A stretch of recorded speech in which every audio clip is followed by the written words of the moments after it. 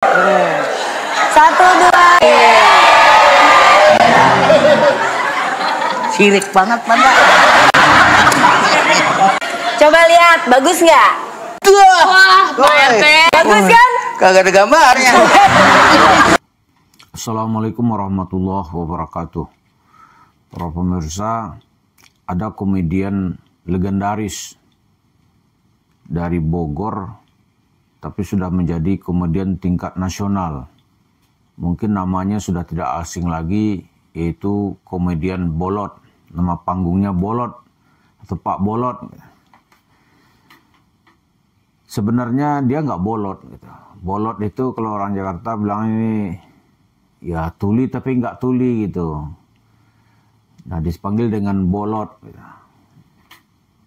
Dia lahir sekitar tahun 1942, ya sekarang udah tua juga, udah 80-an. Gitu. Tapi yang menarik dari Pak Bolot ini apa? Dia bisa melucu apa saja. Dan diledekin oleh teman-temannya, kalau cerita duit, tiba-tiba dia waras. Atau cerita cewek, dia langsung nyambung itu. Kalau cerita cewek, langsung dia nyambung. Yang kedua cerita duit. Tapi Pak Bolot ini kehidupannya juga layak diteladani, yang sangat sederhana. Kemudian punya ratusan kontrakan. Jadi di masa tuanya hidupnya enak gitu. Punya anak 10 dan anak-anaknya mendapat warisan darinya. Lalu apa hubungan Yusuf Mansur dengan Pak Bolot? Kalau Yusuf Mansur, ini kalau ada masalah, dia langsung menjadi bolot gitu. Dikritik orang dia nggak mau nanggapin. Tiba-tiba dia menjadi manusia bolot. Cuma kalau ada cerita duit, nah di sini Yusuf Mansur ya timbul warasnya gitu, semangat sekali mencerita duit. Dia dengan gampang tuh, mari kita banyak sedekah biar kaya gitu. Lalu yang terjadi apa? Yang terjadi Yusuf Mansur yang kaya, orang sedekah yang enggak. Kenapa? Kan gitu kan. Karena orang datang ke sana itu membawa harapan, tidak mencari iman gitu. Jadi yang terjadi apa? Ketika harapannya tidak terdapat, kan kaya, gimana caranya? Kaya itu kan perlu rasionalitas. Gitu.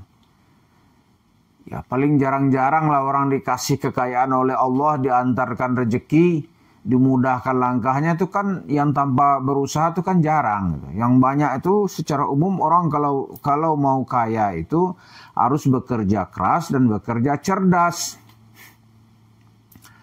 Yang kedua Yusuf Mansur, ya seperti Pak Bolot dan lain-lain. Kalau cerita cewek dia semangat dia. Tapi kalau cerita kekayaannya, dikritik duitnya dari mana cop, warung steaknya dari mana duitnya, dia jadi bolot ini. Jadi bolot dia. Warung steak itu ada yang bilang jemaah masjid kota wisata siap bersaksi, itu uang dia Anda tipu, Anda kibulin gitu. Dia langsung jadi Pak Bolot ini. Nggak mau dia nanggapin. Cop, tanggapin dong. Katanya ngasih makan setiap hari 14.000 orang. Kasih makan, ngasih apa? Itu duit yang hanya 1 miliar dengan Zaini Mustafa aku nggak mau bayar. Sekali makannya sekian sanggup ente. Dia langsung jadi Bolot ini. Bolot dia. Jadi Yusuf Mansur ini itu adalah perbendaharaan yang tersembunyi gitu. Artinya uangnya itu sangat banyak. Duit cerita sedekah sini, cerita sedekah sana, bangun rumah tahfiz, banyak sekali duitnya. Dan yang menakutkan Yusuf Mansur kalau dia menanggapi, wah itu kacau urusan. Bisa-bisa orang bergerombol-gerombol datang ke rumahnya, minta duitnya.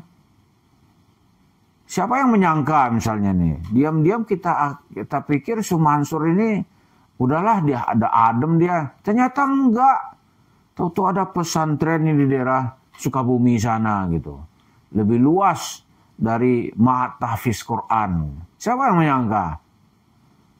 Ya kan? Wah, itu minta sawah orang apa gitu.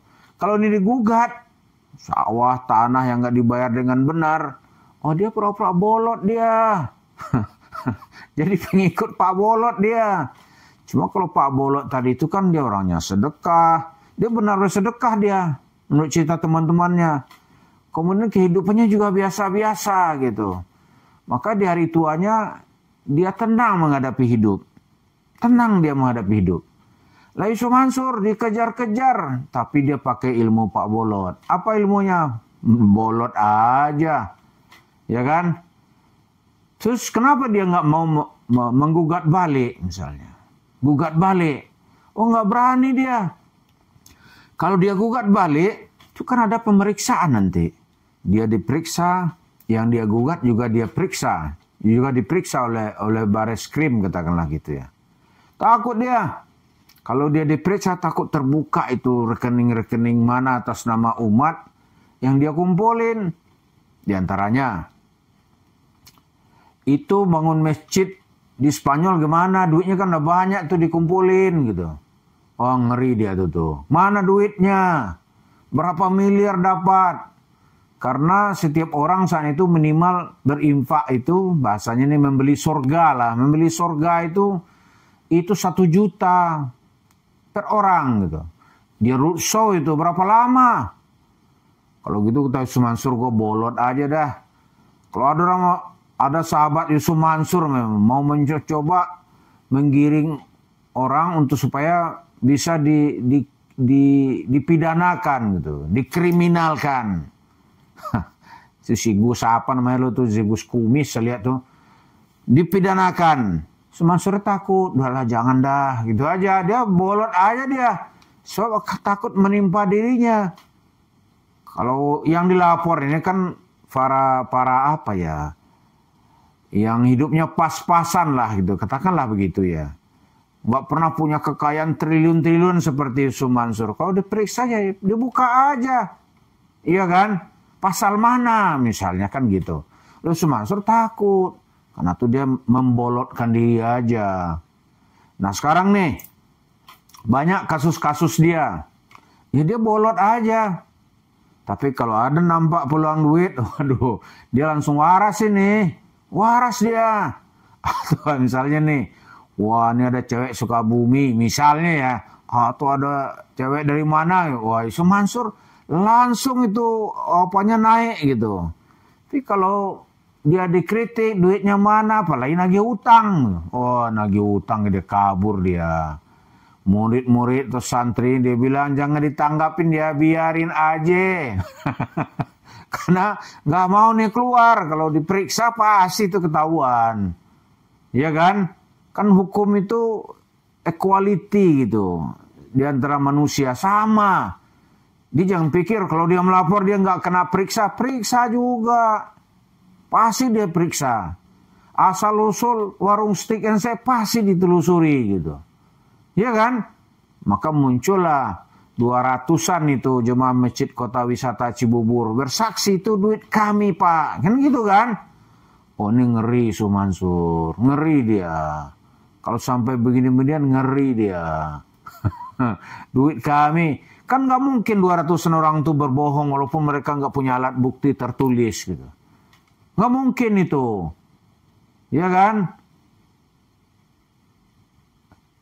Jadi 200-an orang, nggak mungkin dia bohong. Masa semua bohong dikondisikan gitu. Coba aja diperiksa, pasti semua ngaku tuh dia pernah menyerahkan uang. Iya kan? Tanggalnya mungkin dia masih ingat itu. Nah yang punya bukti diantaranya ya Pak Zaini Mustafa, makanya digugat ke pengadilan, menang. Tapi dimentahkan gitu di Mahkamah Agung. Nah sekarang diajukan lagi, ini sedang menunggu gitu. Jadi Yusuf Mansur teruslah jadi manusia bolot, mudah-mudahan ya dibolotkan benar oleh Allah gitu. Nggak tahu lagi dia bentuk duit, nah itu udah selesai itu. Nggak tahu dia mana usaha gua, nggak tahu lagi dia. Nah, itu kalau udah ditutup akal dan pikirannya. Ya mudah-mudahan kita menggunakan akal kita, pikiran kita, jangan seperti Ya, orang-orang yang menjual agama untuk tujuan dunia, yang memanipulasi masyarakat untuk kekayaan pribadi. Nah, wujud kekayaan Syumansur itu tampak seolah-olah usahanya murni di warung Steak and Shake. Terima kasih. Assalamualaikum warahmatullahi wabarakatuh.